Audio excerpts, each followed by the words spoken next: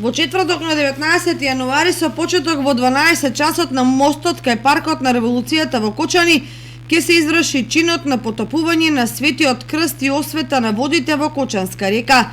Чинот на потопување на Светиот крст ќе го изврши митрополитот Брегалнички господин Иларион во сослужителство со свештеници од храмот Свети Великомаченик Ѓорѓи од Кочани. Светата православна црква на 19 јануари го чествува големиот христијански празник Богојавление или кај народот познат како Водиси. Празник кој што од суштинско значење за нас православните, бидејќи како што е запишано и посведочено во Светото писмо, на овој ден нашиот Господ и Спасител е крстен од страна на светиот Јован Претеча и со што почнува неговата спасителна мисија овде на земјата. Според практиката што ја имаме, ќе се отслужи света божествена литургија по повод овој празник.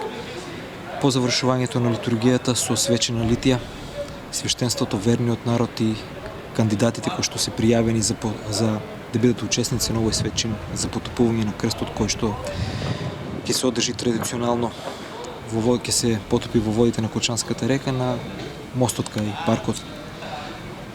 Потопувањето е закажано во 12 часот и ни е најавено присуство овој светчин да го изврши неговото високо преосвештенство митрополитот Брегалнички господинот Иларион. Во четврток во 8 часот ќе биде отслужена света божествена литургија во храмот Свети Великомаченик Ѓорѓи, пошто верниците ќе се упатат на Литија кон градскиот парк, а воедно во храмот е планирано да се спроведе традиционалната лицитација на икони од страна на верниците.